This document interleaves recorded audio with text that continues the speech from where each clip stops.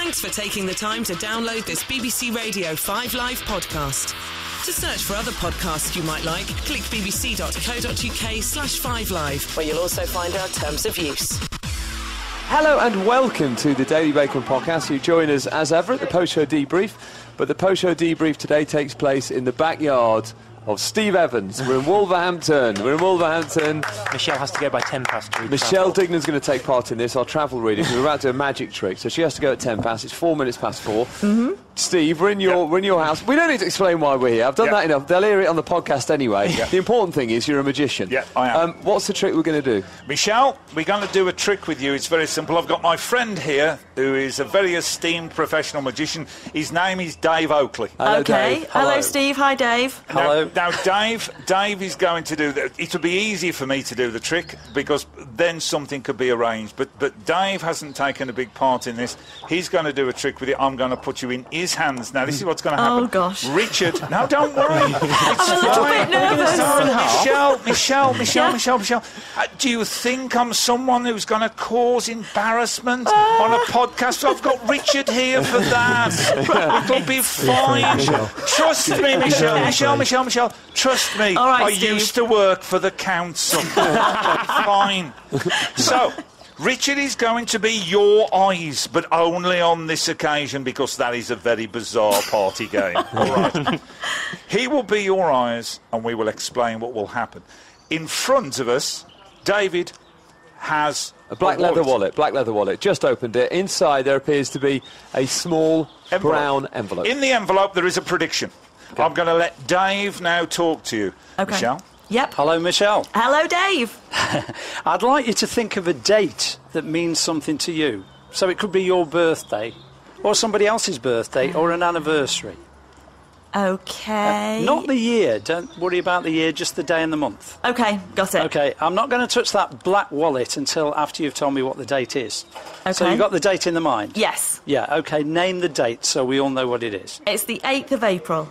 The 8th of April, that's a free choice. Yes. You could have gone for any date. I could have said any date in the year, but the 8th of April. You went for the 8th of April. Yep. I've got a diary in front of me. It's an old diary, but it doesn't matter. Confirm that there's a Absolutely. diary. There's a diary. He's just got it out of his pocket. Against every date in the diary, there is a playing card written against the date.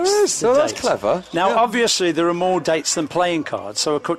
So written in pen, yes, on each date. So 2 of clubs or 8 of clubs, whatever, is written against each date of the year. Yeah. OK. Now, Michelle had a free choice of any date, and she chose the 8th of April. She did. Yep. So if you find the 8th of April in the diary...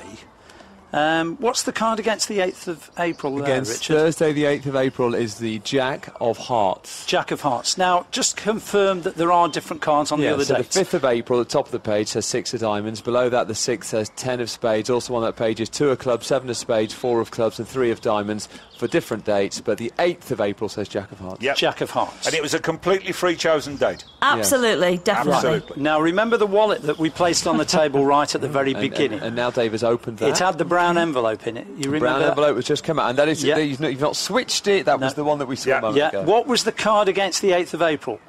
Michelle? I can't remember. What was it, Richard? It was the Jack of Hearts. It was Jack the of Jack of Hearts. Jack of Hearts. Thank you, Michelle. Inside the envelope just happens to be... Richard, what is the card? It's the Jack of Hearts. We have one brilliant magician, we have one super presenter, and thanks for trying your best, Michelle. Was that the only card in there as well? Magic tricks are very easy if the person doing the trick on says, I can't remember what card. Sorry about that. It was the only card, Michelle, otherwise it wouldn't be much of a magic trick if it was actually an envelope with a pack of cards in it. But Michelle Dignan, everybody. Indeed, Michelle. Thanks for being Thanks for part the of it. 8th of April. Hopefully she'll be paying more attention to what's happening on the road. I'm told she's very professional. She's very I am, actually. Well, you don't need to reinforce it. I'm fine.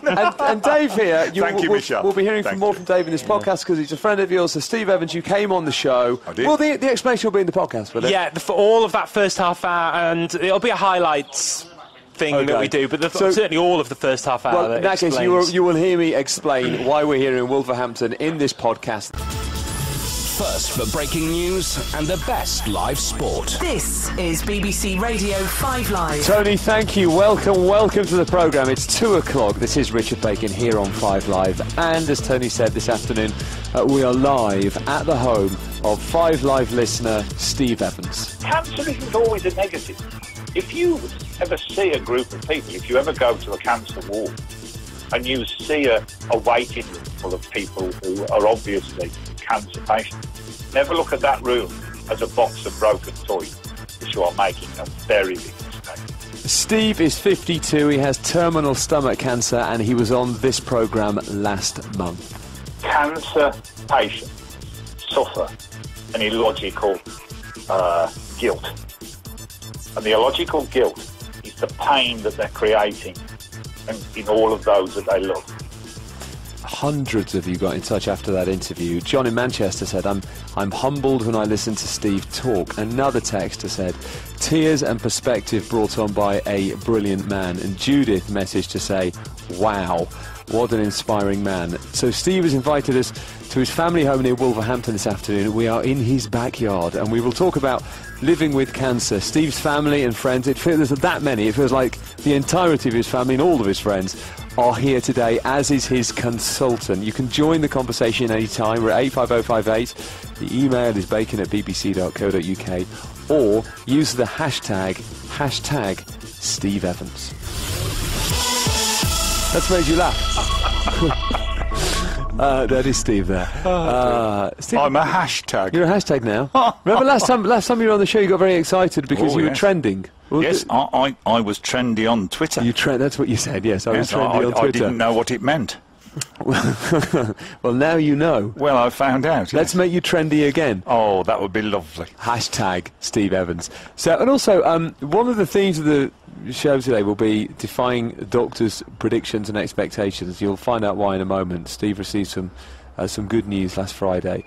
But I'd particularly like to hear from you if you are in some way defying doctors' predictions, or someone in your family or one of your friends is. You can get in touch with us on those same numbers, 85058, bacon@bbc.co.uk. Also today we'll have cricket updates from Lords, and we'll bring you the closing stages of the 2:45 at York Races. Let's start the show by getting the news with Rachel Hodges. Radio 5 Live. So welcome to our special programme today. I am live at the home of 5 Live listener Steve Evans. Now, Steve was a guest on the programme last month when we discussed the government's Cancer Drugs Fund. Steve has terminal stomach cancer and has been using the drug Taxotere to help extend his life. So many of you got in touch after that last interview with comments about the positive outlook which Steve has despite his diagnosis, that we wanted to tell you more about his story. So this afternoon, Steve has invited me to his house, and hello there, mate. We're outside your house. We're in the backyard. We're in the back garden. The back garden. It's a rather big back garden. No. I say yard because you've paved it. Yeah, well, if this is a big garden, how big would it be as a yard? You haven't thought that through, have you? I've not given it any thought at all. No. But it's beautiful. So we're in the shadow of that enormous cherry blossom. See, in the London, there'd be a block of flats on this. In the London.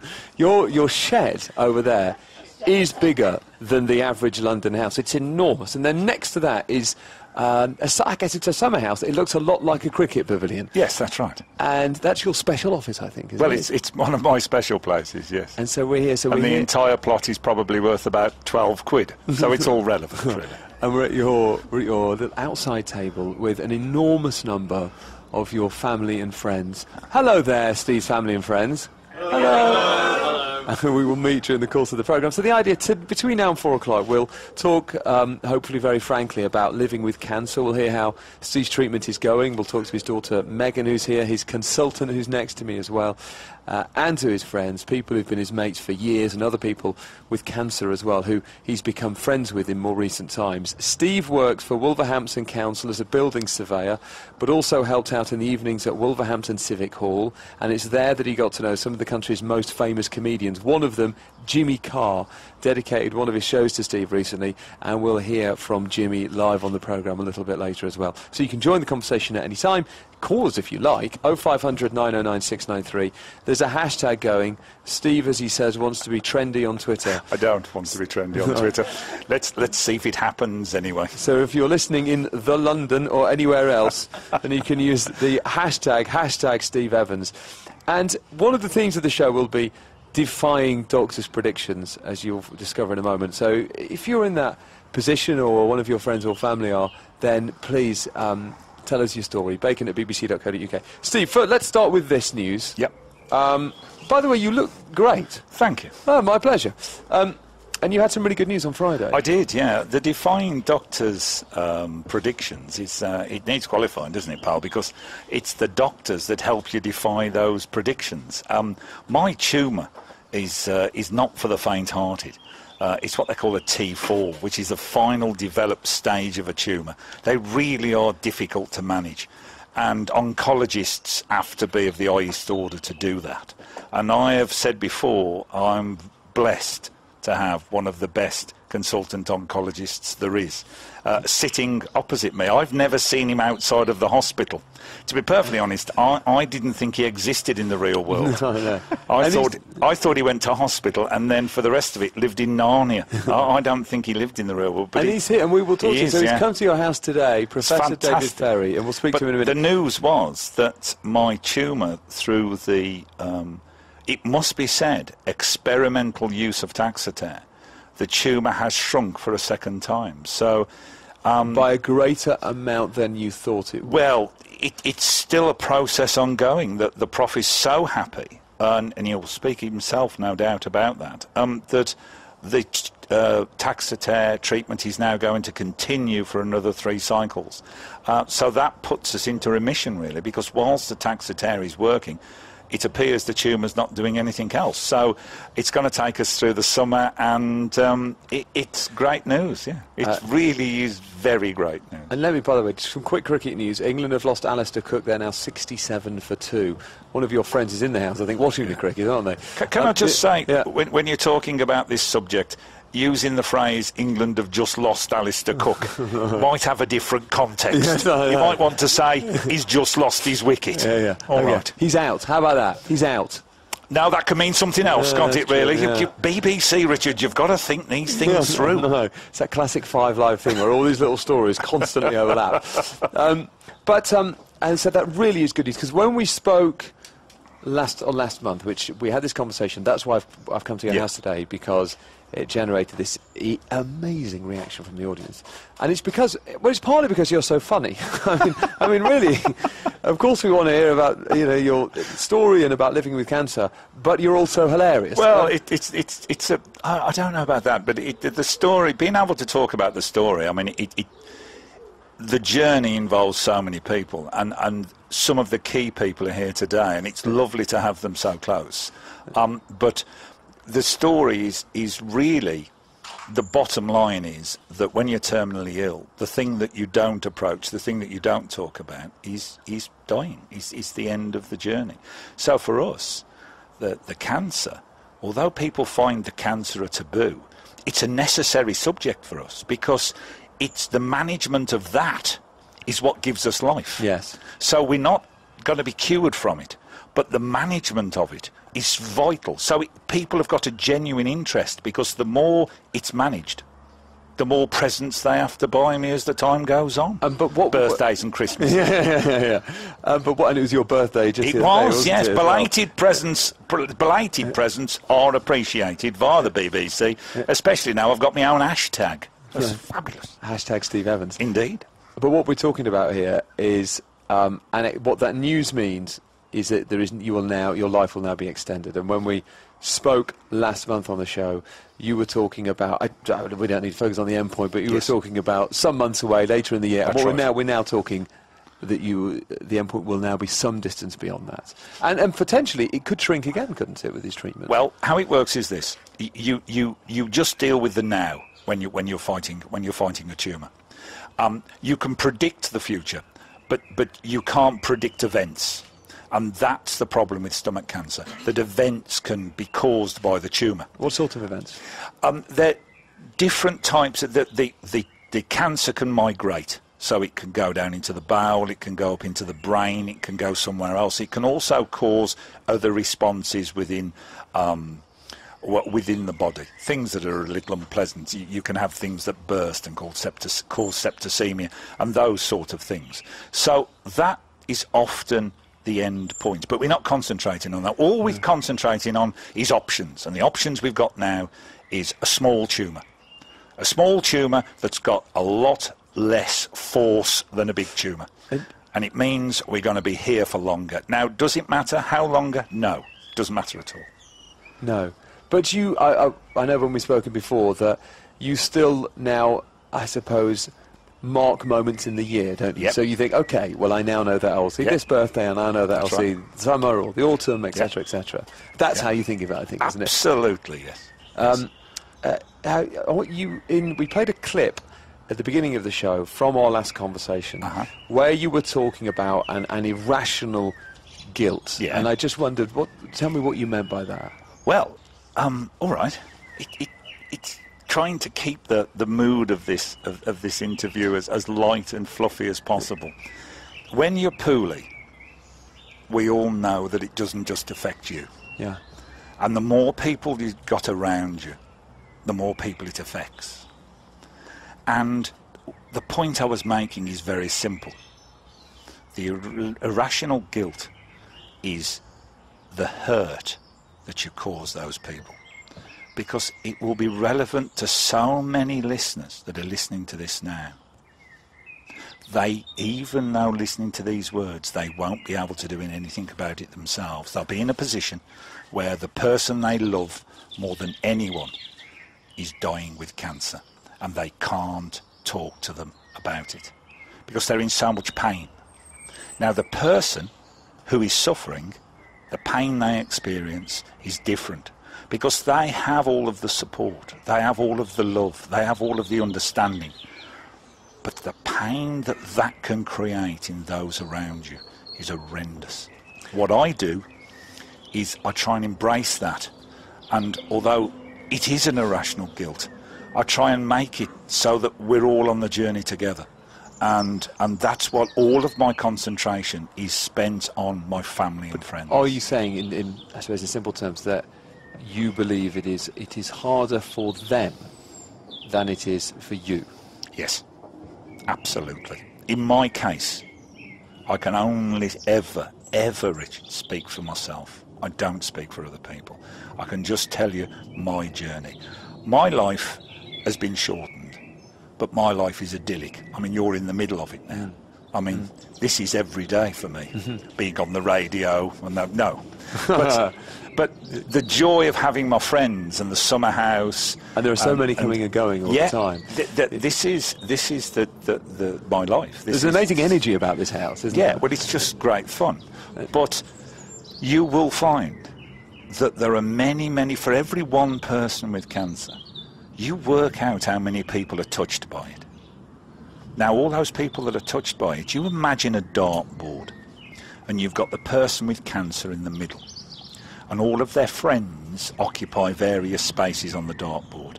The further out from the bullseye, the less directly affected you are. But they move, people migrate in towards the middle. The more support they provide, the closer to the middle they get. And the closer to the middle they get, the more susceptible they are to the pain that's being generated by the person. Those are the people who really, other people out on the edge of the dartboard, those are the people that those friends, within a friendship circle, it should be perfectly okay for two friends to have a talk about a mutual friend, about the pain they are experiencing because of the mutual friend with cancer. There is nothing wrong with that at all. Does it happen? I don't know. But just picking up on that metaphor, in a way you think that with your friends and family you've actually become closer as a result of what's happened. Absolutely. And are there moments of joy and perhaps great fun that you have, in a way that you have had on this journey that might not have happened otherwise?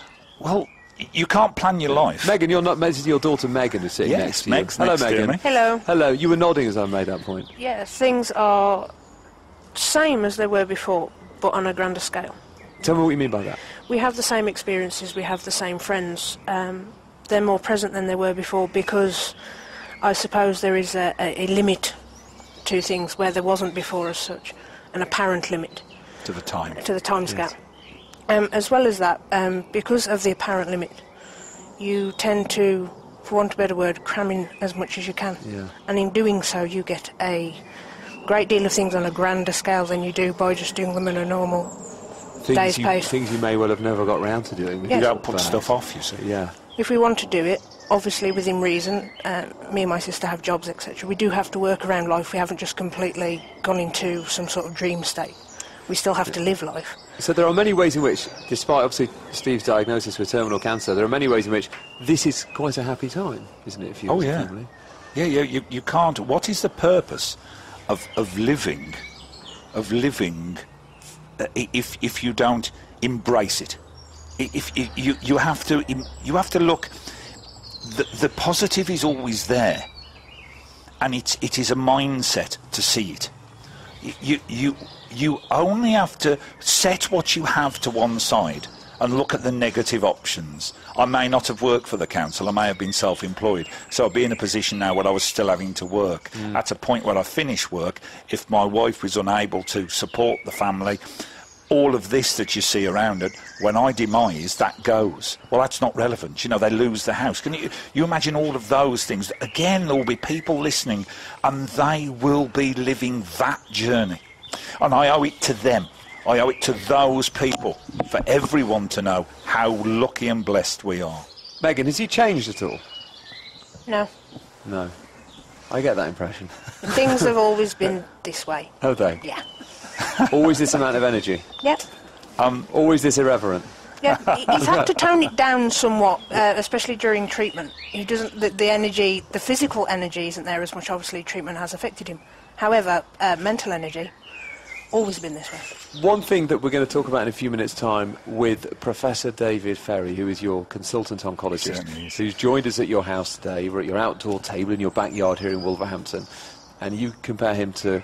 Well, you call your tumour Joe Fraser, right? Okay. Fraser, and you call him Muhammad Ali. Yeah, that perhaps needs a small amount of explanation. Let's save it. So when we bring it there, but let's save it. But I just want to ask you about this, Megan, is because Steve was diagnosed in September of 2011, yes, I think. And at that point, I think that you were told you had around about a year to live. Yes. That date was 20th of September.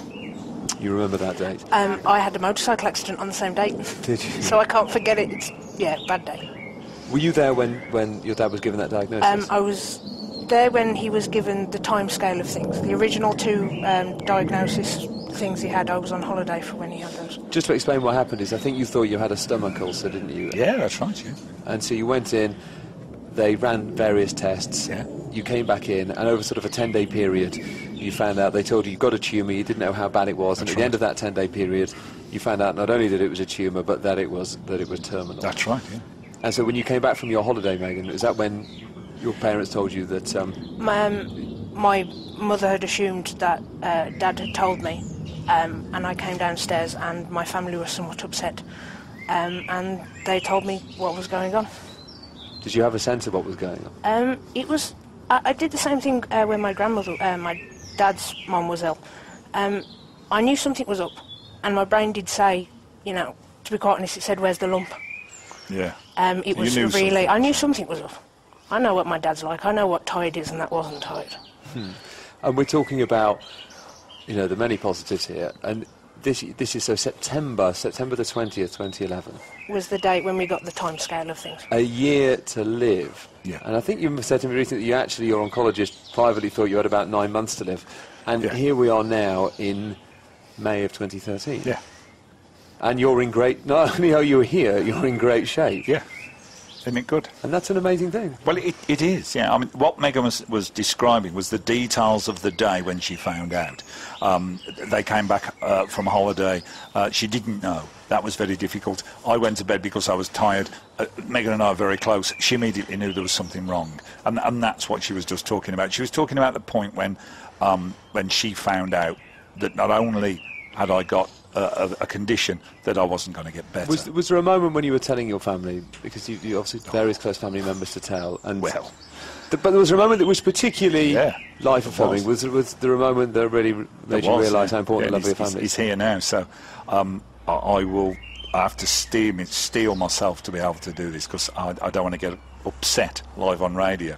Because you have to understand, pal, that that this joviality that I'm communicating, this happiness, it isn't pretend, but it is with a weight. You are constantly aware of your own mortality, and mentally you can see how some people don't have the penchant or ability to externalise and vocalise details about the condition as I choose to. Mentally, it is incredibly tough, and it erodes you, it just takes its toll over time. And I have dark days. And what happened when I found out was that I didn't know what it did to other people. I'd had friends, and I'd been who had been diagnosed, and I had been upset, but nothing to any great extent. You know, I could still carry on. And I went and told one of my closest friends. And I told him because what I wanted him to do was to help me tell other people. And it broke his heart. And that's when everything changed. That's when I realised how Sepp and I were in shock. Your wife? Yes, Septina, my wife, and I were in shock. You don't want to create that much upset in someone who is so close to you. You mean you broke that? You mean the reaction you had the moment you told him you got terminal cancer? Because I thought he'd be a bit upset. I didn't think he'd be that upset. So I went to another friend who's also here, and I thought, well, what are the odds of that? I'll pick the one person who's really upset. You know, he must just be sort of sensitive about those things. I didn't know. So I went to this other friend who works in a different environment to ask him to do exactly the same. I would tell him, and then he would tell other people. And the same happened to him. He just became incredibly upset. And I created that as well. And at that point, until that point, although this sounds strange, it is the most private of thoughts, I'd always thought that people were very kind to me, and they let me like them. I liked lots of people. But you know, I never genuinely thought or knew the extent to which that was reciprocated. And when I found out, it was shocking. And it became the focus, even though I just found out that I was terminally ill. My mind was constantly thinking about all of these friends that I had, and trying to make it so they were no longer upset. So I was normalising the condition. I was checking how they were. We were then taking on the responsibility of telling other people, and then the word started to get round, because it was very difficult to tell other people. But that is the point that you're making, that what I found was that we were surrounded by this intense love. Real friends. Incredibly real friends, very close friends, and quite a lot of them. And that's when everything changed. Steve Evans is here. We're live at Steve's house. We are in Wolverhampton in his backyard. If you want to join in, you can. We're at 85058 on the text. You can call us if you like, 0500 909 693. And you can use the hashtag as well on Twitter, which is hashtag Steve Evans. Oh, I've got my own hashtag. That's all I'm saying. As we attempt to make him, in his own words, trendy on Twitter. I've said this before, mate. I'm not even trendy in my own house. So good luck with that. So we're at Steve's house. Some of those friends he just mentioned will meet later, and more of his family, and his consultant oncologist who's come here to Steve's backyard as well. Let's take a slightly early news. It's 2:29. Here's Rachel Hodges. Of the ways you can listen. So we are live today at the home of Steve Evans. We're in his backyard in Wolverhampton with quite a lot of his friends and family. Hello again, Steve's friends and family. And Steve is the 5 Live listener, and he was on our show last month. He has terminal stomach cancer, and he made such an impact on the programme last month that we thought we would come here, largely because he's hilarious, but we thought we would come here and just bring the show here and find out more about Steve. And so we'll talk later. I'll talk later to more of his friends and more of his family. But Steve, you worked for Wolverhampton City Council. You also worked as a magician, as a comedian, as an events organ. You've had a lot of jobs. And Jim, you got to know Jimmy Carr through that. So we're going to speak to Jimmy Carr at about 10 to 3 as well. Steve was telling us before the news about, he was diagnosed in September 2011, and he was telling us about the experience, very frankly telling us about the experience of telling his friends that he got terminal cancer and how much their friendship has meant to him. And people have been reacting on text and Twitter in a huge volume. But let me read a couple of emails, Steve, for you that we've had. Only the positive ones. No, don't like criticism. Let me tell you this. Sometimes I say this to guests and lie. I sometimes go, don't worry, they're all positive, when some of them are not. But in this case, they really are all positive. But this email says, hello, Richard, and hello, Steve. I just wanted to say... Oh, hello. Hello. How proud I am of Steve, even though I don't know him. I'm a fellow citizen of Wolverhampton, and cancer has also touched my family more than once. I married my wife after we'd been together for only 8 months. Although we were planning on getting married, we did it early, so my wife's mother, Carol, could be there. And she has terminal brain cancer. It was the 3rd time that she'd fought it, but unfortunately, this time it would beat her. Although I only knew her for a relatively short period, she was the single most humble person I've ever met. She never once complained, and she only ever thought about everyone else. She asked me to write and read her eulogy. Writing this to you now is making me cry. However, I wanted people to know what an incredible woman she was, and in Steve, I hear similar qualities. All the best, Steve. Phil, from Willenhall. Well, that just says it all, doesn't it? Yeah. That just says it all.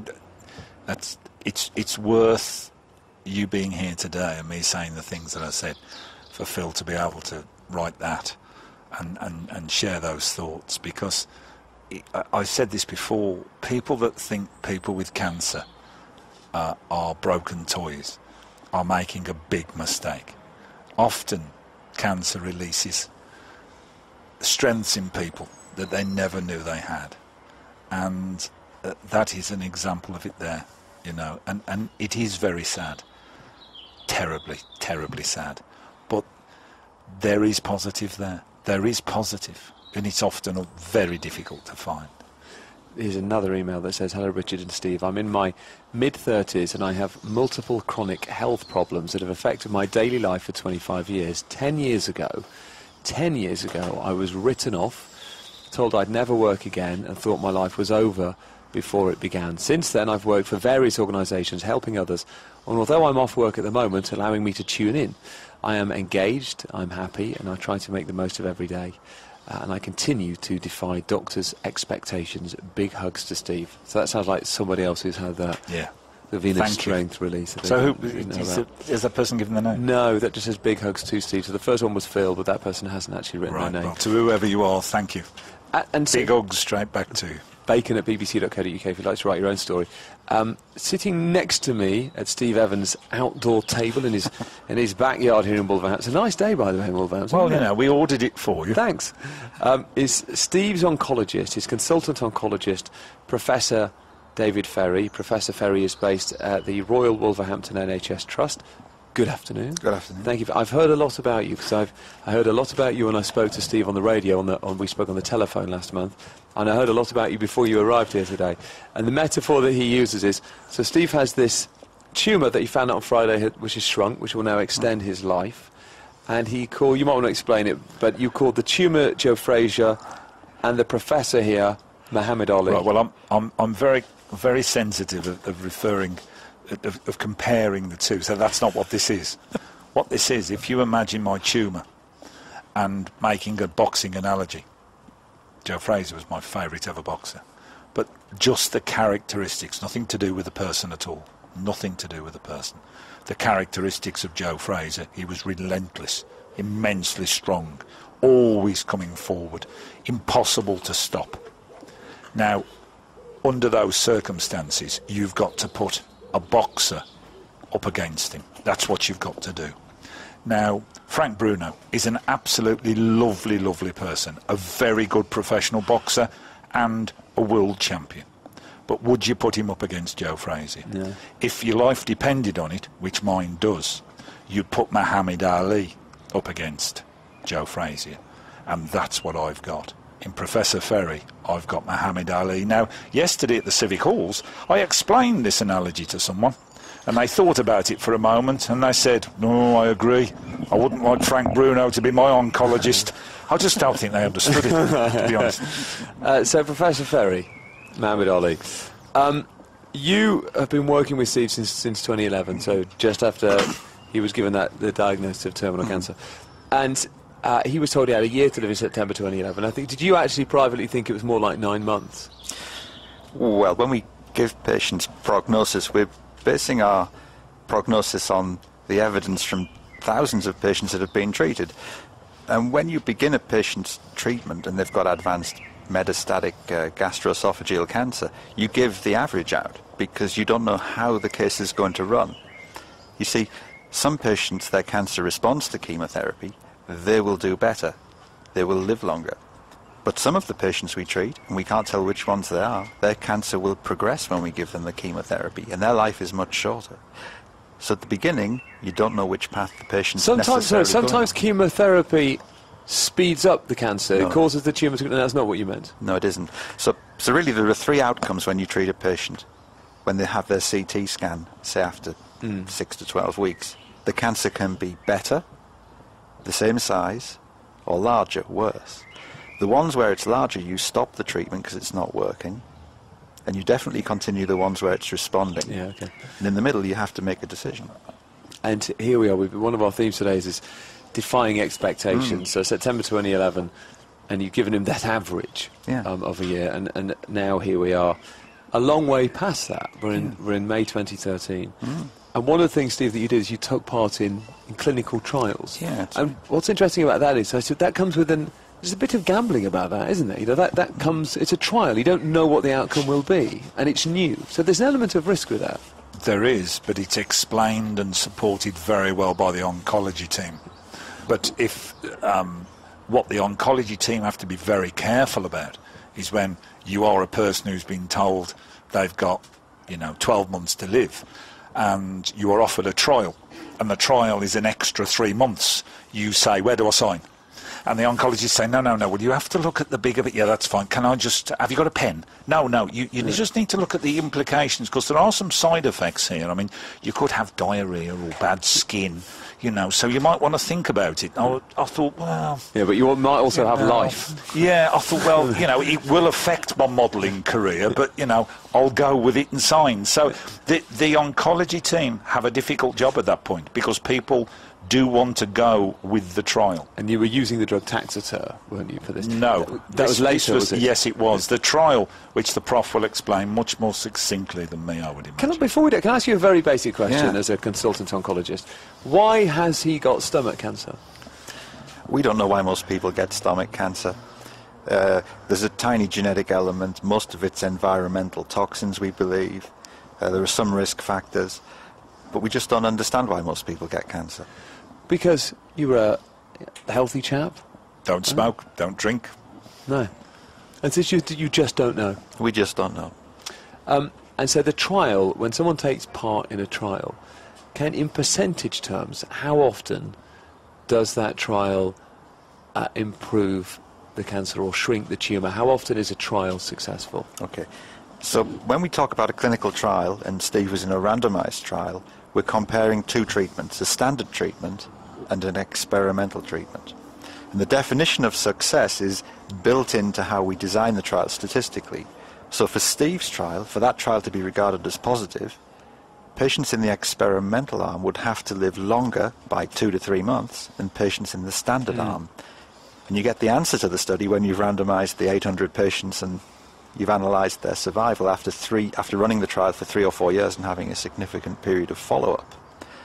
So if you asked me now, if we ran 100 randomised trials in cancer, how many are positive and reach their primary endpoint where the patients improve on the experimental treatment? It's about half. Okay, it's about half. Yeah. Right. And so here we are. We found out that Steve's tumour has shrunk, I think, smaller than you thought it would. You found that out on Friday.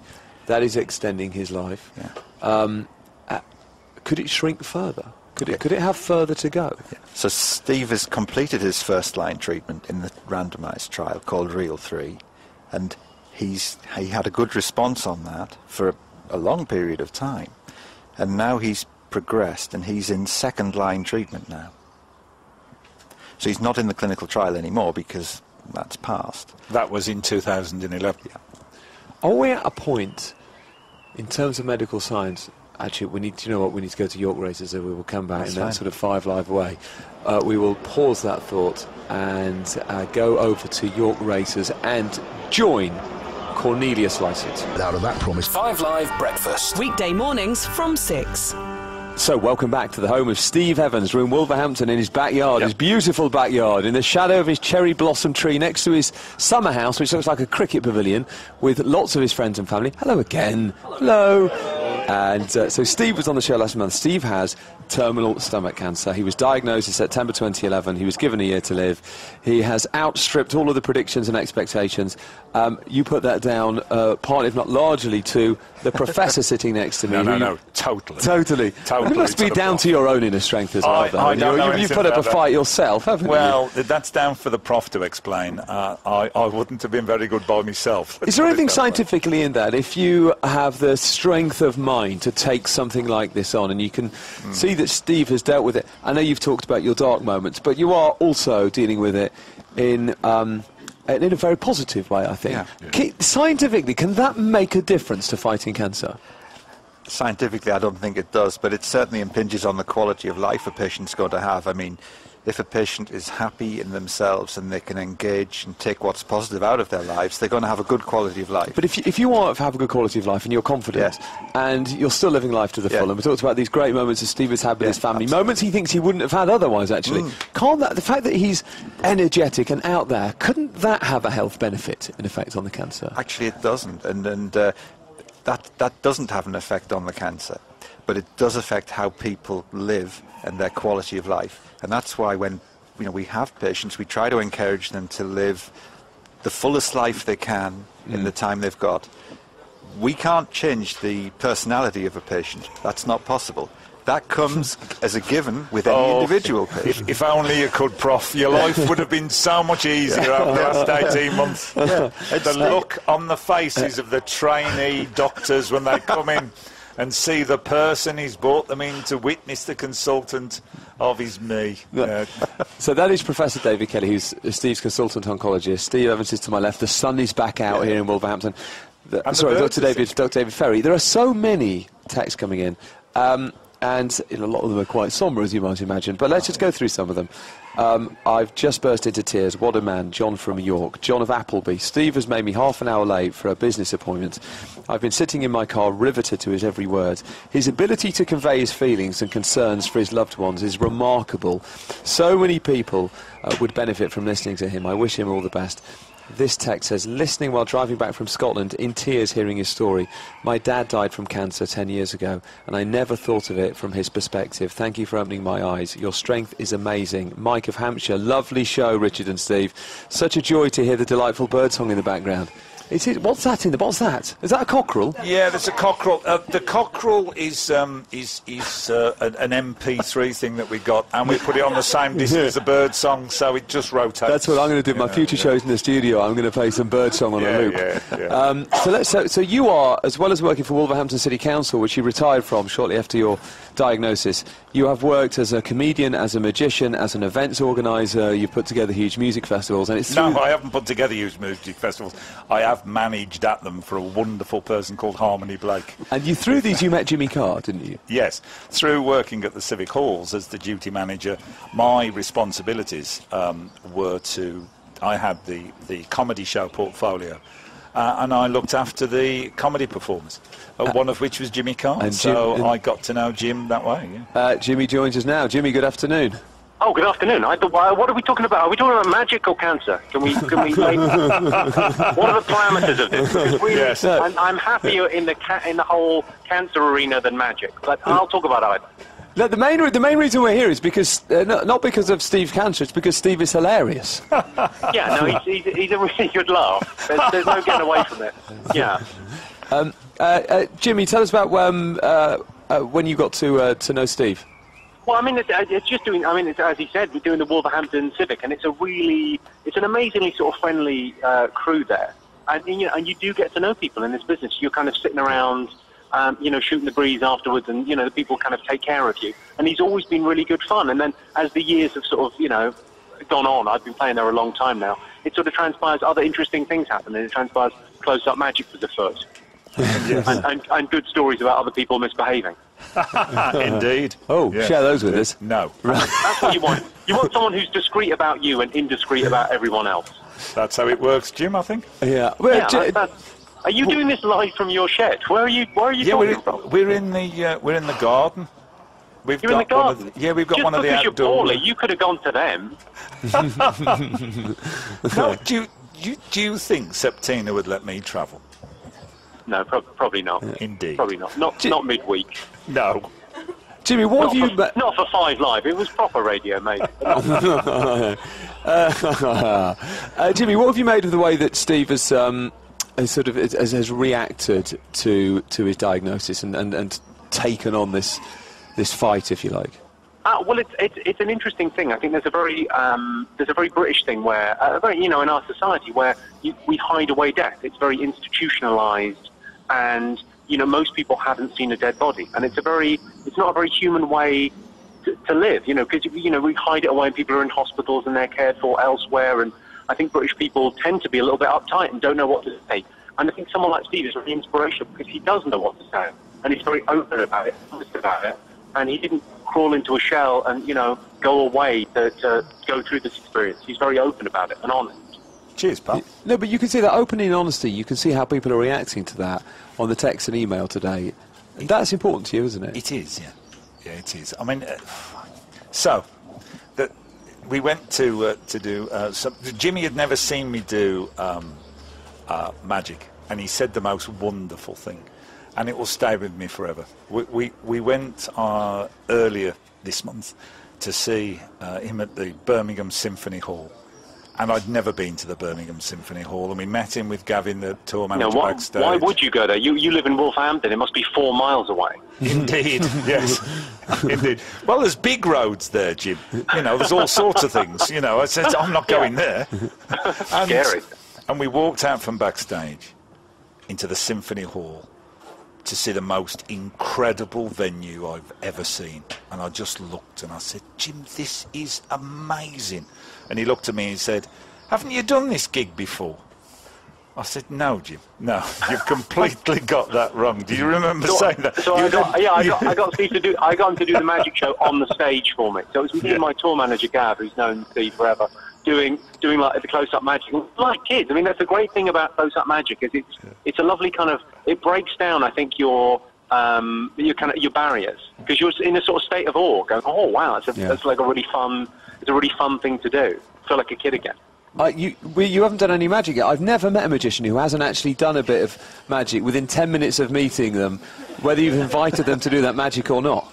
Yeah. I would imagine card magic on the radio is going to be cool. Jimmy, there's a guy here as well that you have met recently called Stephen Sutton. Stephen is part of the Teenage Cancer Trust. He himself has cancer. Stephen, you met Jimmy backstage at the Royal Albert Hall recently, didn't you? Yep, that's correct. No, it was at the Wolverhampton Civic Hall. Oh, yeah, that's the one. Oh, yeah, you came along with a friend, didn't you? Yes. Yeah, it's just worth it, just in terms of I was at a Teenage Cancer Trust event last night, and it is worth Stephen just explaining a bit about that. Just remind us what the Teenage Cancer Trust does.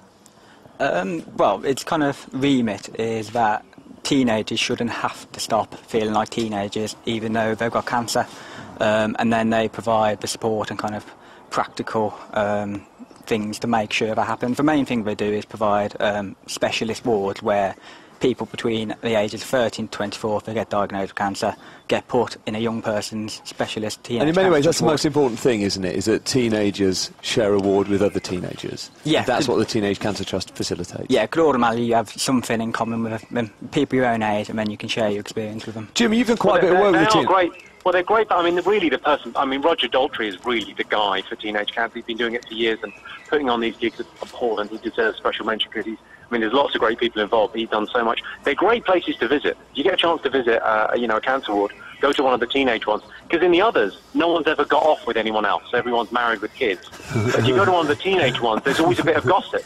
It's all, and everyone goes quiet when the fit nurse comes in. It's like they're really fun, really fun, You imagine like a cancer ward is going to be dark and dank and depressing, and actually, really fun. You know, they've made it as fun as they possibly can. And that thing about which you just said about trying to continue on with your life and your identity and who you are while you're going through this is such an important thing. Jimmy, so lovely to talk to you. Thank you very much for your time today. Hey, great seeing you. See you soon, guys. Take care. Thank you. See you, Bye-bye. Jimmy. See you in a couple of weeks. Some news that's being reported from the AFP news agency is that David Beckham's going to retire at the end of the season. So he plays for Paris Saint-Germain at the moment, doesn't he? And it is everyone knows that. Everyone's nodding. And apparently he's going to retire at the end of the season. It's not completely confirmed. We shall let you know as soon as it is. So I am sitting next to Steve Evans. Oh, it's now officially confirmed, I'm being told on my headphones. So that's it, David Beckham to retire. Isn't it the end of the season now? Does that mean... OK, the French football season continues for another few weeks. You knew that, did you, Steve? Yes, I did. How do you know about French football? I don't know. I don't work, do I? Steve Evans is here. Hashtag Steve Evans. He's very keen to become, as he calls it, trendy on Twitter. I'm not keen to become... Yes, you are. And we are at his house. We're at his house in Wolverhampton, at his garden table. Loads of his friends and family here. We will speak to more of them a little bit later. It's definitely a priority, that is, isn't it, really? Never mind anything else. I want to be trendy on Twitter. But we're getting so many. To repeat a point you made a moment ago, it means a lot to you seeing these stories, doesn't it? It does. I've made several jokey references to Twitter because I don't understand it, but let me be very clear. The things that people say are so humbling, and I'm never lost for words unless I read these things that people write, and I just cry. I can't read the text. Why do they get to you so much? Because they're genuine and they mean so much, and I know why people have sent them. And when I'm reading them, I can relax and let emotion take over, and then I talk about a lot of these things without emotion. If I did, I simply would start to well up. When I was talking about the two friends, I was looking at you. If I'd have looked at the two friends, I'd have simply not been able to complete the sentences earlier on, because they're both here. And it's all right sounding as if you can speak fluently about these subjects. You can, but you've got to understand how important these things are. The thing about Twitter, I will, with the help of my daughters, read all of them later, and will make every attempt to reply to every one of them, much to the irritation of my wife, because it takes forever. Does it make it easier for you, what you're going through and having to deal with it? Is it in any way made slightly easier by hearing other people's stories? Yes, absolutely. Absolutely, because, I mean, Steve Sutton's, who is a wonderful guy, who's sitting opposite me now, he's nodding, so I shall pass on his positivity as well. Yes, it does. It absolutely does, to know that you're not alone, because you don't think you're alone. And we know we're not alone. And we know we're not really stand out, but we're just the people that from time to time get a public voice. And I don't speak on behalf of other people, but if there are other people out there, when they let me know that they're sharing a similar experience, I don't know what the right words are. You could say you feel part of a family you've never met. Yeah. You could say that. I get that. When you meet people with a similar condition, and when I met Steve, our bond was immediate. He may tell the story in a bit of how that worked. The bond was immediate. When I meet other people that are terminally ill, you have a bond and an understanding with that person that no one else who isn't terminally ill can have. Because there is one thing, regardless of how much you care, there is a small thing in the mind of the person who is terminally ill, and that's this. It's lovely, but you don't know what it's like. Well, let me tell everyone who is out there who is terminally ill, I do know what it's like, and it is awful. And any one thing, regardless of what it is, that can take away 1% of that pain is worth it. Whether it's a tweet, an email, a comment on YouTube, or just someone coming up to you when they recognise you, for the bits of telly and stuff. They will never ever know how much good that does for me. And it's the same for other people in this condition. So having heard that, please do share your stories. On Twitter, the hashtag is Steve Evans, hashtag Steve Evans. The email is bacon@bbc.co.uk and the text is 85058. It's 5 minutes past 3. Here's Rachel Hodge. It's nearly 13 minutes past 3 because we went to the news rather late, but we did that for a very good reason, because of the rather impassioned conversation, engaging at the very least. No, impassioned conversation I was having here with Steve Evans, and he was talking about how much it means to him to hear stories from other people who have terminal cancer. So in case you have just joined us, Steve Evans was on this programme with me last month. It was just a phone call. And he is part comedian, part magician, worked for Wolverhampton City Council, has been involved in music festivals, and he has terminal stomach cancer. He was diagnosed in September 2011. He was given a year to live. He's defied those expectations because of his own determination, I believe, but of course also because of his consultant oncologist who is here with us, Professor David Ferry.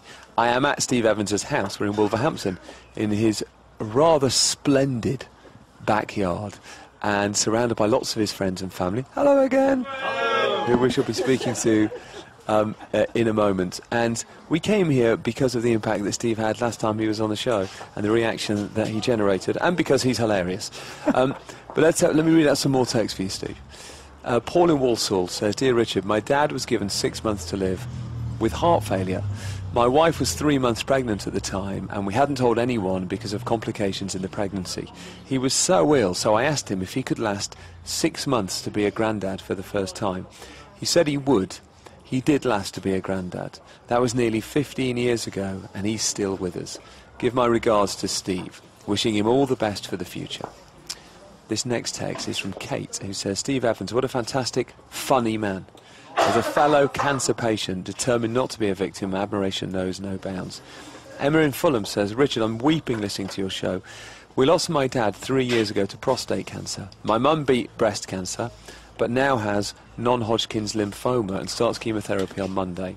My younger brother also had lymphoma, but is now all clear. Cancer seems to be taking my family slowly from me, and the pain is sometimes unbearable. And Richard, can you ask Steve if he would be," it's quite a good point, "if he would be willing to write a blog or open a Facebook page so that people can follow his progress? He is a very entertaining and funny bloke. Good luck to him. Dave Landals of Greenock." I think people can follow you, can't they? I've got a personal Facebook page, but if people would like me to have one that's just to discuss the journey and so that they can post. But to Paul, Kate, Emma and Dave, thank you. It's nice to hear from you. But yeah, if people want me to do that, or if people feel there's a value separate to my own personal Facebook page, yes, I don't think that's difficult. I know young people that can help me set it up, I'm sure.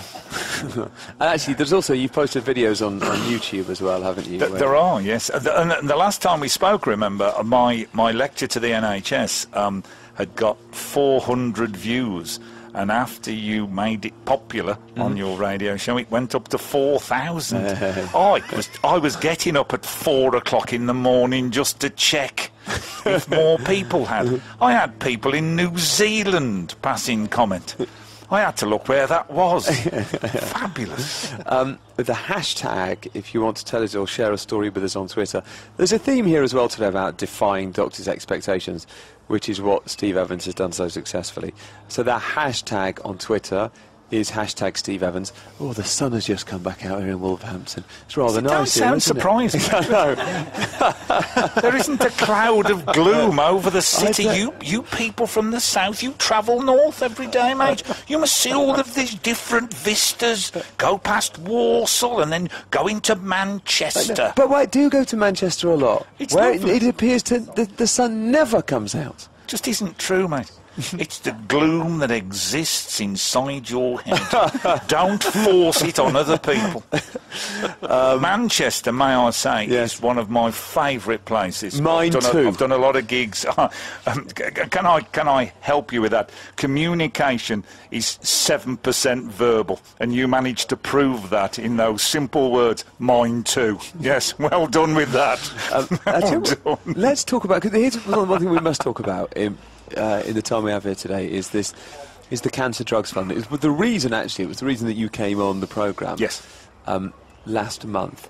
Because there's some uncertainty as to where it stands at the moment. So when we spoke in April, you told us about the drug Taxotere, Steve, which has helped to extend your life. And you first accessed it through this Cancer Drug Fund, which allows doctors to prescribe medicines even if they haven't been approved by NICE. Professor David Ferry, who you refer to as Muhammad Ali, your consultant oncologist. Remind us what NICE is. For those that don't know, what's NICE? NICE is the National Institute for Clinical Excellence. And it was set up by the government to ensure that we bought good value for money medicines for people. So expensive medicines were going to be excluded, and we were going to buy medicines that were cost effective in their language. So in recent months, some charities, including Beating Bowel Cancer and Cancer Research UK, have expressed concerns that the government has so far failed to come up with a new plan to replace the fund, and they say that some patients may end up paying for their own treatment. Our health correspondent Dominic Hughes joins us as well. Dominic, what's the government saying? What's the latest on this? Good afternoon, Richard. Hello, Steve, and hello, Professor Ferry. Well, I spoke to the Department of Health about half an hour ago. What they're trying to do is replace the Cancer Drugs Fund is meant to come to an end at the end of March 2014, and it's meant to be replaced by this thing called value-based pricing, which is a way of marrying up, I think, the value of drugs and the price of drugs. And you think about it, those are two different things. The price is obviously what it costs, but the value isn't really taken into account when NICE does its recommendations on drugs. So they don't look at, for example, does this drug make you nauseous? Does this drug leave you fatigued?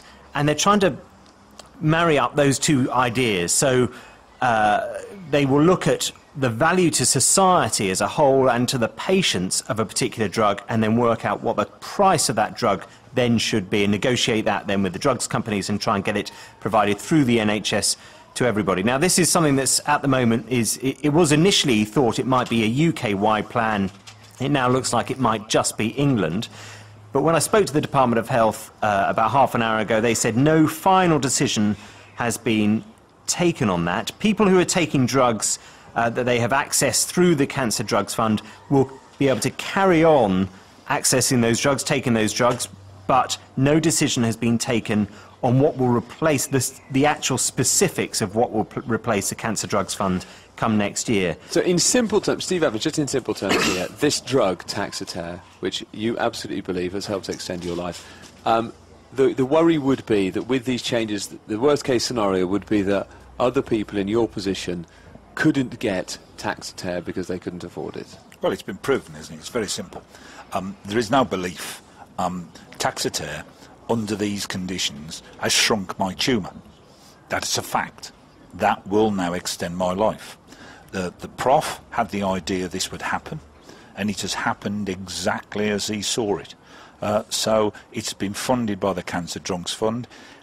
If it's funded by something else, there isn't an issue. No. If the issue is I wouldn't have received Taxotere, and I'm going to get the professor's face now because this might upset me, I could probably be dead. Yes, that's not a good response from the Prof. Yes. No, but this is a good question, Professor David Ferry. Yeah. If Steve Evans hadn't had Taxotere, what would have happened? Well, his cancer would have continued to progress, and then you can't be certain of what's going to happen next. Do you think he would no longer be with us? It's possible, yes. What would be your feeling if, as a result of these changes that are being made to the way that drugs like that are funded, we don't know quite what the outcome will be, but if we end up in a position where that isn't funded, what would be your feeling? I think the Cancer Drugs Fund's been very successful. NICE's processes are good, but they're very slow. So, for example, a medicine can be released, the information on it prolonging life, and it can take 4 years before the wheels turn, and eventually that becomes available through the NHS. And what the Cancer Drugs Fund did in part was it made those drugs available quickly before they even went to NICE, and that was a good thing, especially when they worked well. So we might get some delays in drugs coming to patients when they're newly discovered.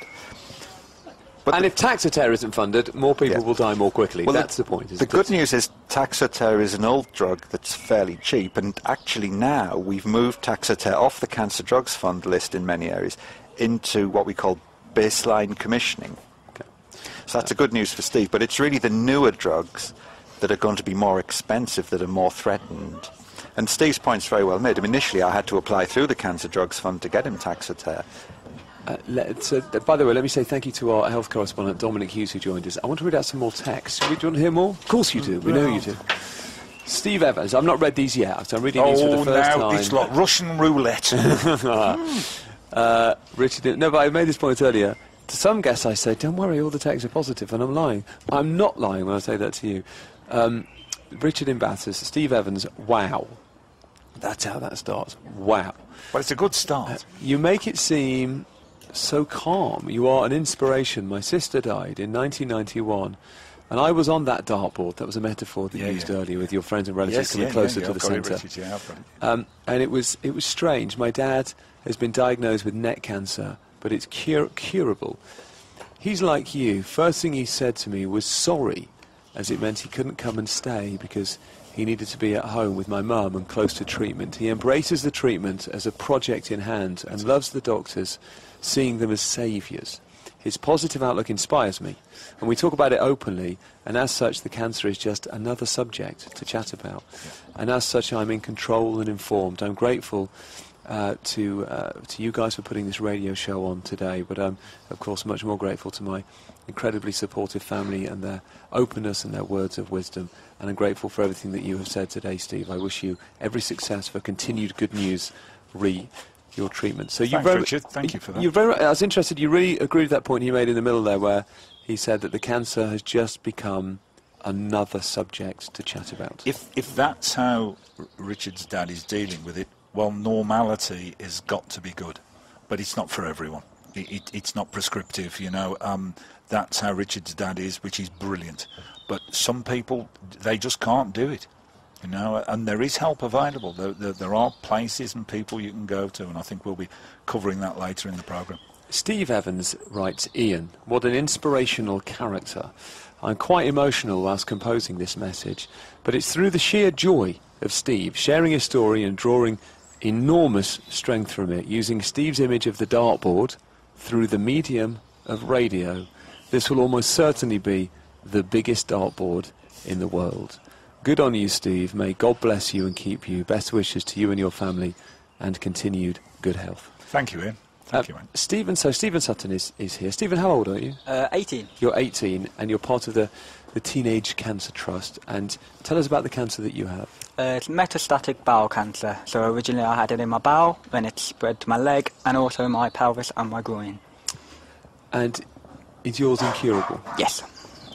And you, Steve, to be clear, you're Steve, that's Stephen. That's Stephen, but yes. You have... The easiest thing is, I'm not the one who was 18 and he sounds different to me. But, you know, other than that, I can see the need to vary. Well, you know, he's posh and very well educated. But you have cited Stephen. In fact, you mentioned him earlier in our conversation on this radio show today when you talked, you know, when you were talking about when you're diagnosed with incurable cancer, what you actually find is a sort of a strength within you that you didn't know you had, and you cited Stephen as an example of that. He's got almost like Jedi-like wisdom. I can't imagine there's any other 18-year-olds who I would phone up when I'm upset to put me right, to be honest. Yeah, I mean, he can speak for himself. At the recent Teenage Cancer Trust comedy night at the Royal Albert Hall, Stephen, which is where you met Jimmy Carr, who we heard from earlier, and I was down at that event as well, at a sort of tiny role there, and I met you backstage. And you were telling me about this incurable cancer and different parts of your body that it's spread to. And it's come and gone, hasn't it? I think so. You still have some in your knee. Yeah, primarily. Yeah. Primarily in your knee. But I was struck by how, both sort of how positive you were and almost how matter-of-fact you were.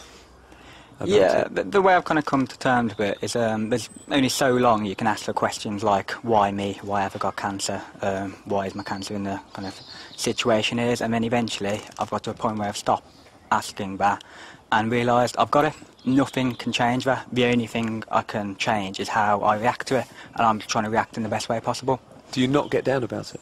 I have done in the past, but not now. Getting down kind of illogical now.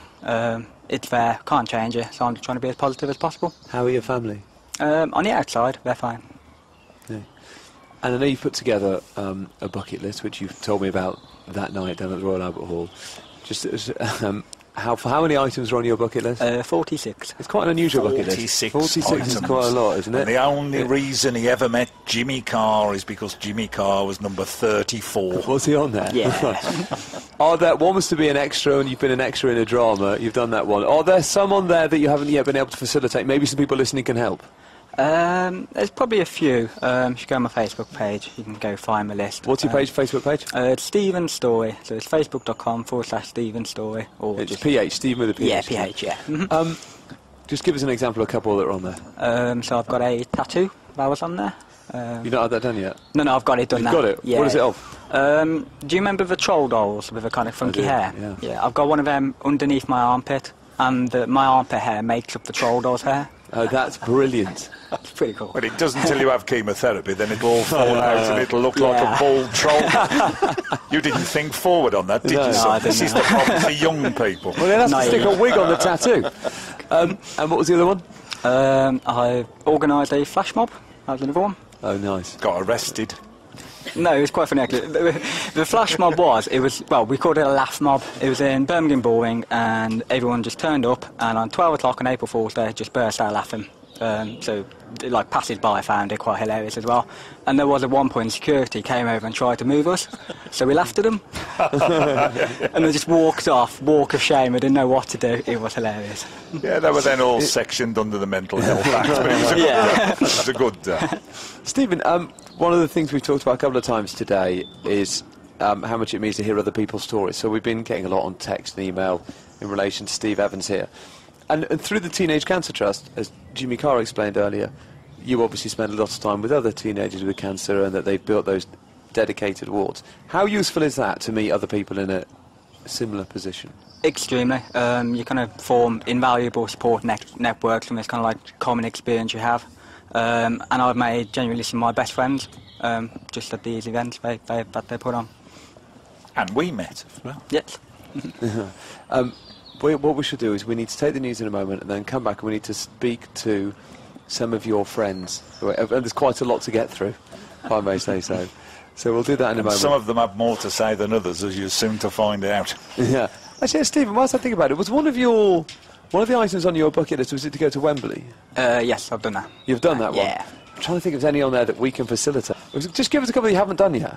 I've got some kind of like longer flight holidays, like go to Australia, Machu Picchu, Brazil, but that's just a holiday, though. Yeah, really. I've been doing loads of fundraising, you see, for others, because my theory is I'm kind of quite happy, so I'm not really as bothered about the bucket list and just fundraising for others and getting my story out there, because in a funny kind of way I kind of view my cancer as a kind of positive thing. My first kind of diagnosis was a huge kick up the backside, really. Kind of taught me not to take anything for granted and just made me extremely motivated.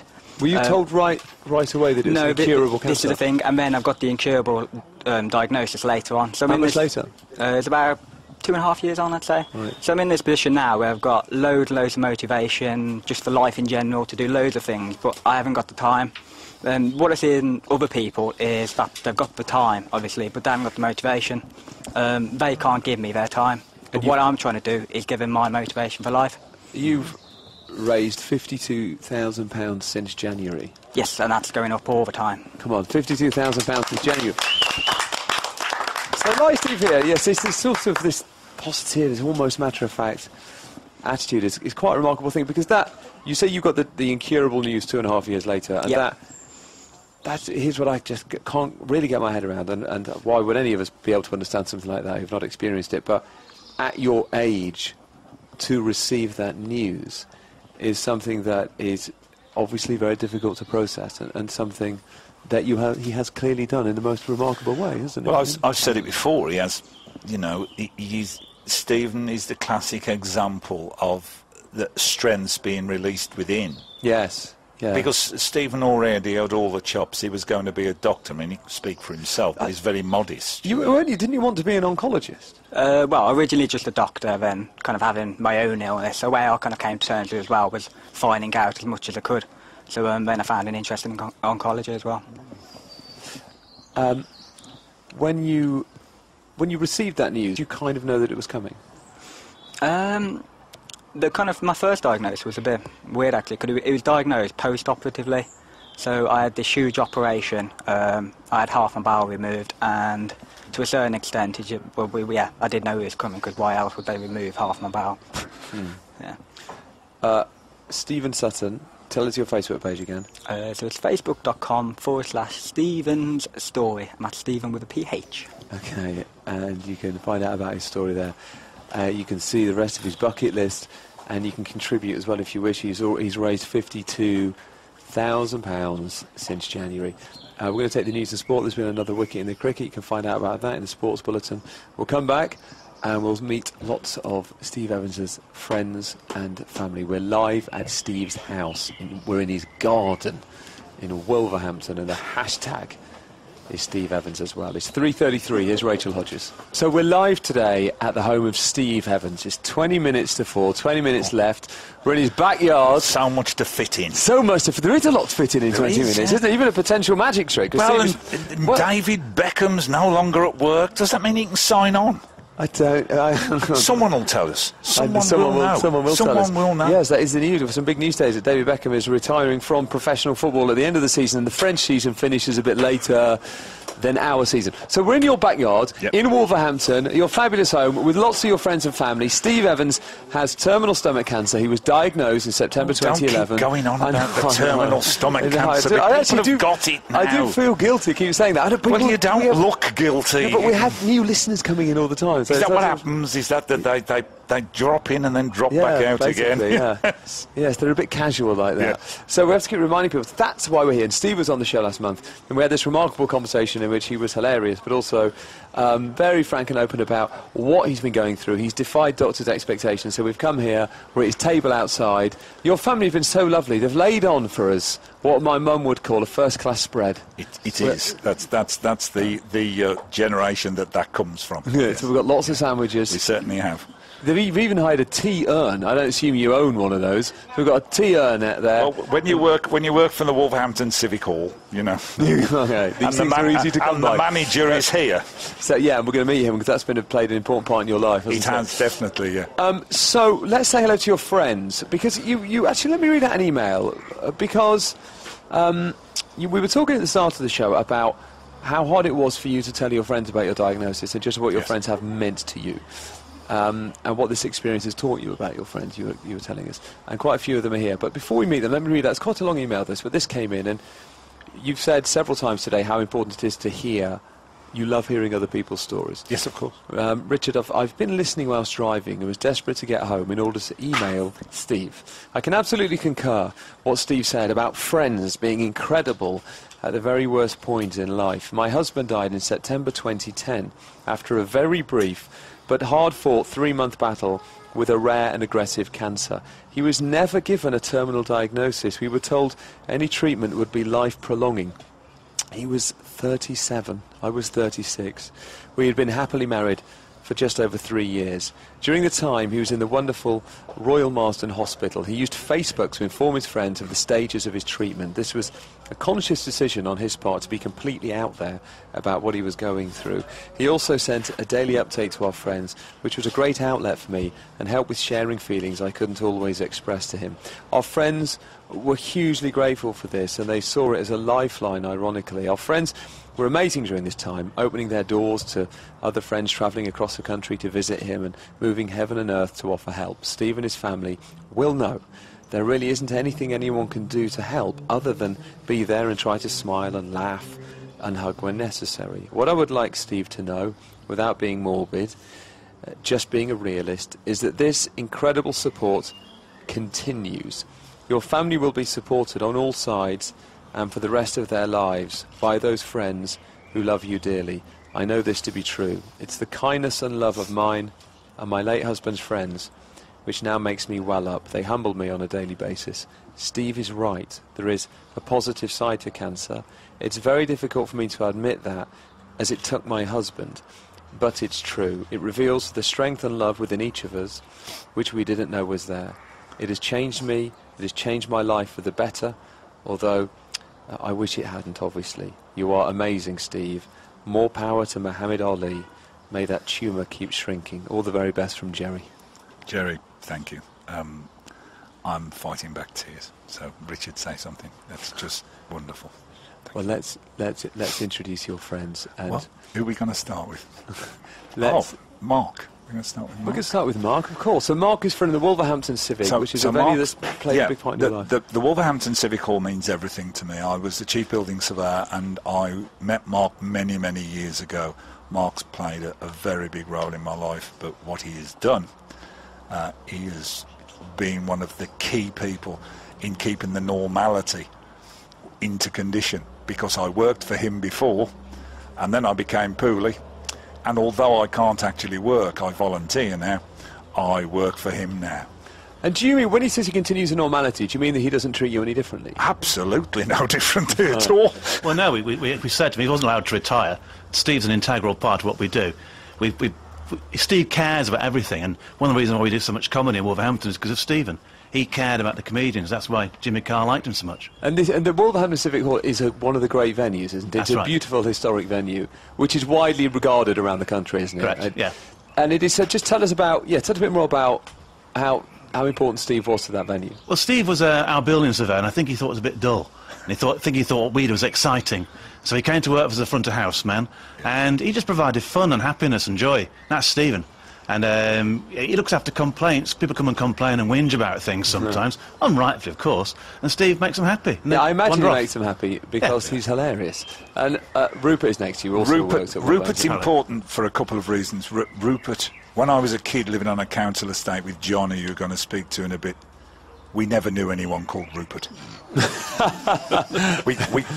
we dreamed of the day when we would make it and we would be in a society where we could have a friend called Rupert. And I grew up, and now one of my best mates is called Rupert. I'm glad to have managed to fulfil that service for you. And Rupert is the outdoor events manager, who I site manage for. So I am the site manager for the city's outdoor events, and that involves being part of Rupert's team. So that is. And you're still a part. So even though you've retired, it's not as though you necessarily miss it, because you're still a part of it. You're still a part of that world. Rupert can tell you all about it. You know, Steve works for us at the outdoor events and at many of the shows in the Civic Hall. I mean, for example, about what Mark was saying, Steve really cares about the customers. He works in a sort of concierge role, which is kind of like a fluffy, nice role. For example, we had a show by McFly the other day.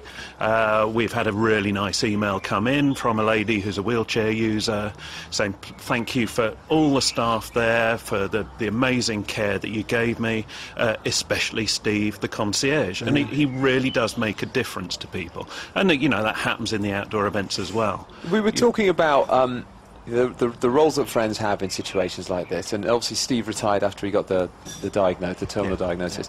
When you found out, what did you have to think about the role that you would then have to play as his friends? No. No, because he is my friend, and that goes on. I think clearly. What he was saying earlier about how difficult it was for him to tell his friends was very true. You could see it. You could see how difficult that was for him to inflict upset on people like myself and others. But whatever my role is, I don't know what my role is. But, Steve is just someone I love. And... I love you too, Rupert. We're just normal. Well, that's the thing, isn't it? That it hasn't really changed. No. And that the normality has continued. Yeah, absolutely. Yeah. The demands have changed and the priorities have changed. You make time for each other because, time is short, but it's no different than that. But even though you continue a normal relationship, you must be profoundly impressed by the way he's handled this. Oh, of course I am, yes. I can't begin to imagine what it's like from his side. Do you feel proud of him? Sorry? Do you feel proud of the way that I'm very proud, yeah. And and we've seen today the effect that he has on other people who never met him. I mean, even before his diagnosis, he had profound effect on people, but through the warmth of his character and the work that he does. But let me just bring in two more friends. Sue Oakley is here, and David Oakley. You've been with us all afternoon. Hello, Sue. Explain to us your friendship and your relationship with Steve. I've known Steve some 20-odd years. We both belong to the same magic society, Wolverhampton Circle. And I was one of the first people that Steve spoke to after his diagnosis. He didn't need to tell me. Why not? I just knew. How did you know? I don't know. The day I saw him after he'd been diagnosed, I just knew. There was just something different about Steve. I looked and terrified, I knew, probably. And we cried together. We certainly did. We've and done that a few times. We've an awful lot since. And then I retired. And then what did you do? I shaved my hair off to raise money for Hospice. Did you really? And you looked fantastic, didn't you? You did look fantastic. Yeah. And I raised just over £2,000. And what everybody said is true. Everything has carried on as normal, except for one thing. We've had heaps more fun. We've done loads more crazy things. Oh, we have. And the whole journey has just been amazing. David Oakley, knowing his character as you do, did you know that he would handle it like this? No, I don't suppose I did, really. But, I mean, Steve hasn't really altered. He's still the fun guy that he always has been. And like Sue says, we've had an amazing time since he's been diagnosed, really. The day he was diagnosed at Kidology, at that convention... Yes. It was a bit of a strange day, that was, wasn't it? Well, it was.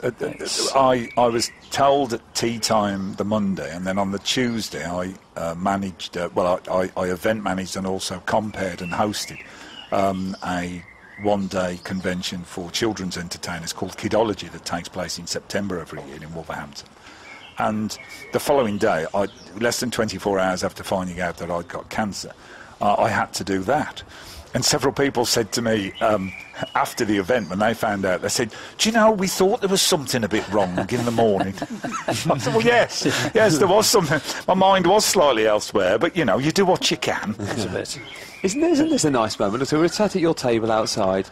You've got your sisters here, your wives here, your daughters Jude's here. just arrived. Hello. Hello there. Dave. Look at all these friends. Although we're running out of time, Dave works with Life Limited Children as a magician. So that's what Dave does. And is that with a particular organisation? It's a charity called POD. POD, P-O-D? P-O-D. It's, what it means really, POD, is from a pod grow seeds, the seeds of joy and laughter. And that's what it's about, to try and bring joy and laughter to the children in hospitals. And POD have been going since 1977. And they go to around about 150 hospitals all over the country, and they get a visit from a magician or a storyteller, balloon modeller, that sort of thing, to spend a bit of time with the children, maybe just a 40-minute show, to try and put a smile on the faces. What a great thing. So that's POD. That's POD. And, the POD charity. It's tea at the cricket. England are 113 for 3. 113 for 3. Jane Rowley is here. From the hospice it was made. It's the Compton. From Compton Hospice. Jane, local to here, isn't Jane it? will explain what she does, because it is a vitally important. Jane, because my perception of hospice is that's a place where people, that it's residential, that's where people, you move in there, you stay there, but that actually isn't. That's not. There's a lot more work that hospice does than that. That's not so, and I think that's what many people have, that view that that's people go to a hospice only to die. And of course, we have many services, and what I've been hearing from the whole of this afternoon was the uniqueness of Steve, and our services offer many facets. From doctors through to complementary therapy, through to talking therapies. People come in and out of the hospice just to have their symptoms controlled. They come in for respite care, they come for day care. But what I'm hearing is what we know at the hospice is that Steve has done this in his own way and will do, and we're only there to offer a range of services that people can pick from and choose what is going to be helpful And, to support them. yours is it's home visits that you do? We do home visits. People come in and stay with us. They come into the day unit. We do home visits. How important is Jane's work and the Compton Hospice work to you? Incredibly important, but there's a thing I'd like Jane to talk about in the time we've got left, and that is the support for families. Yes. Because that's where Jane... Yes. People don't know the brilliance of Jane and how she can support families, which is what and friends. So explain that, Paul, because it is so impressive. Yes. We have to be invited in, as we are, into family situations where maybe children need preparation for the death of a significant adult parent or a grandparent, where families themselves want to talk, or indeed find it very difficult to talk and want help to do that. They want information. They want to know what is likely to happen. They want to know how they're going to get from here to, as they see, there, and what support is available. And we may work with people in their home. We may invite them into the hospice to work with them. We can work with them in a variety of ways. We work with children in schools. But I think it's about letting people know what we could do in terms of support, and then helping them to choose what is going to help. And of course this service is before somebody dies, and of course after they die. So we hear from many people many years after somebody has died, and they then feel that's the right time for them to have some help and support, and we can give that. Okay, Jane, thank you for explaining that. I Thank you. appreciate it. Jane Rowley is from the Compton Hospice here In Wolverhampton. I want to bring in John, who is John Price. He's basically your best friend. He's my best, and well, I've got a number of very close friends. Dave Taylor is here, who's been taking pictures all day. Hello, DT. All right. But Mr. Price and I have been together since we were 14. We were at school, and that's basically it, really. I'm sure he will. Don't let him go on. No. But John, make sure you stop him talking. You own a bar. Because we don't have that much time. I know we don't. We have 4 minutes. You own a bar in Spain, so you live half your life in Spain, half your life here. But since Steve's diagnosis, I think you have been coming back even more, haven't you? Yeah. You're here a lot. Yeah, I like to try and see him as much as I can, and even when I come back, just planning to come back for a couple of days, I always end up staying longer, cancelling the flights or something, And really, the way I feel about it is, I've always known that Steve's like this, from the day we met, really, well, from the day after we met. And so the positive thing I get out of Steve's condition is, the condition has drawn more attention to you. So more people have found the Steve that I knew anyway. Yeah. So more and more people all the while find out just how nice he is, a proper nice bloke. When you were recounting telling your friends, you said that was the hardest moment, one of the hardest moments was really telling your friends, and you said there's a friend here, I can't look him in the eye, otherwise I'll cry. Were you talking about John? No, I wasn't. So another friend is here. It was John who has a strange sense of humour. He doesn't actually own or run a bar in Spain. It's an in-joke between the two of us. He doesn't do that at all. He's actually not been very well recently, and his sense of humour will get him into trouble one of these days. He doesn't do that at all. He likes going there on holiday. John dealt with finding out differently. What John did was then just assumed, because it was right, that our friendship was such that, oh, well, I'm needed to do that then. And the do that then was whatever support I needed. And that's what John's been, invaluable, really. He's invaluable as a number of people. But he's definitely, he is the inner ball, the outer ball, shall we say, on the dartboard. As are everyone else who is here today. Did you think about what your role would become after you found out that Steve had I thought I'd be the practical one. I thought I'd be the logistical one, like Steve's saying. Things that needed doing. I'm not kind of the emotional support, more the practical one, really. And really, he needs somebody to take the mickey out of him, and I have to do that. I have to do that on a daily basis, really. Steve, is this a nice moment? Because we're sat around this table in your yard with about 8 friends of yours. Your oncologist is here, who you love. Your sister, your wife, and your 2 daughters are here. It's just about as good as it gets. But I'm sorry to the listeners that I was billed as the comedy person, but I'm afraid that's a character, and what you're actually getting now is Steve. So we're not exactly the same. When I retired, 3 things happened. I was given a journal that contained letters from 120 people that I worked with. How can you cope with that? 400 people came to my retirement do, and 350 people signed my leaving card. With that much love, you can't help but be blessed. Thanks for coming to see us, Richard. What a way to end. And there's an enormous amount of love around this table here in your backyard in Wolverhampton as well. Thank you very much, everyone. Thank you for coming. Steve, all the best. Let's stay in touch. Let's keep talking. Come back on the show soon. There's Steve Evans. Peter and Anna have Drive. This is Radio 5 Live. It's 4 o'clock. First for breaking news and the best live sport. This is BBC Radio 5 Live. Yeah, thank you, Richard. Good stuff. 4 o'clock. Welcome to Drive with Anna. Well, that's it for another edition of the Daily Bacon podcast. This is the end of the podcast now, Steve. It's the end of the podcast, and the one thing I want to say, firstly, is I hope Michelle wasn't offended by my point about her, because I hope she wasn't, because obviously it's all meant as fun. Stephen Sutton talked about his wonderful bucket list, and it was only at that point that I realised I've got one that is simply embarrassing. Go on. My children pointed it out. All of the incredible bands, sort of the Killers, Kaiser Chiefs, Blur, all of the bands that have been at the Civic that I have managed, and my bucket list is to see the threesome from London called the Lovable Rogues. I know. They were very big on. That must be attainable.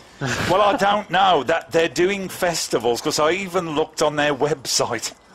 So all I'm saying is, that's it. Of all the things that I do and all the things that I've done, in my head, the one thing I want to do before I go is see the Lovable Rogues live. Not even Muse. I've seen them. But I'll let you know how I get on. Look, any member of the Podcast Hero family can help Steve out. The Lovable Rogues, email bacon@bbc.co.uk. If you know where they are, maybe you're in that band. Maybe you have a relative in that band. Then let's help Steve out. Let's help him tick that one off the bucket list. If someone could just reinforce with Michelle. Yeah. I was joking. And as you were saying at the end of our show that it was a nice moment, wasn't it, today around this table with so many of your friends and family. It was very humbling. It really was humbling. I mean, I was in character for the people. Well, I say in character. I was Mr. Bubbly. Yeah. I was in my performing persona. When we finished the interview and we had all of the family round, as you pointed out, it really was humbling and touching. A lot of the people in my story, and I recount the story when asked to do so, and I make it funny, but the real human beings were sitting round the table, and they've had to go because several of them were crying, and they were upset. And the people that I was talking about has been so upset when I found out they were here. And it's not easy. These are real emotions, and it's all right giving the impression that it's your Mr. Song and Dance and it's all very jovial, but it is hard. It really is hard. It's lovely and positive, and I will remember today, as all of my friends will, for a long, long time. But there is a balance, and it does bring it home to you. But it doesn't stop it being a fabulous day. I hadn't noticed that some people left around the table because they were upset. Yes. I didn't see that happen. Thank you, Steve. Because they were blokes. Big blokes. Well, you know how remarkable I think you are. Well, and I like you as well. Thank you. I know you prefer Stephen Nolan, but... yes, I did an interview with Stephen Nolan over a year ago, and...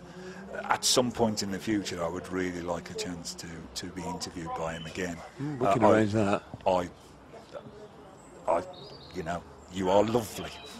So is Michelle Dignan, and so is Stephen Nolan. But it has been, a very memorable day. A very memorable day. I think you can also judge a man by his friends. as well, can't you? Well, and I've got some very magical ones. That trick was impossible, wasn't it? It is impossible. Yeah. It's a good job she chose the 8th of April. Really. But what a tribute to you that is, being here today and actually meeting your friends. Well, it was nice to invite you into our home, because that's what we did. We invited you into our home. You did. And you were very welcome in our home.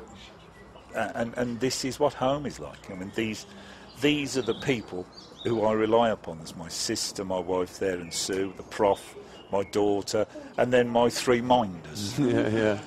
These are yet more friends who we didn't hear from on the show. That's right. There's so much energy at this house, but it is a place with so much warmth and so much love. And I think it's been just a great privilege for us to be here, really, and for you to invite us in here. Well, it's a mutual feeling. I was looking forward to today. But looking forward to it because it would involve all of my friends, and I didn't think it would have the emotional effect that it has. It has been quite draining, but it has been wonderful, as I said. It really has been nice. Well, thank you for having us, Steve. It's been great. And that concludes this edition of the Daily Bacon podcast. I think that may be the only sincere link we've ever actually given you on the Daily Bacon podcast. But Steve, a round of applause. Thank you very much, Steve. That's it. We'll see you next time. Thank you for downloading, and bye-bye. On digital and online. This is BBC Radio 5 Live. bbc.co.uk/5live.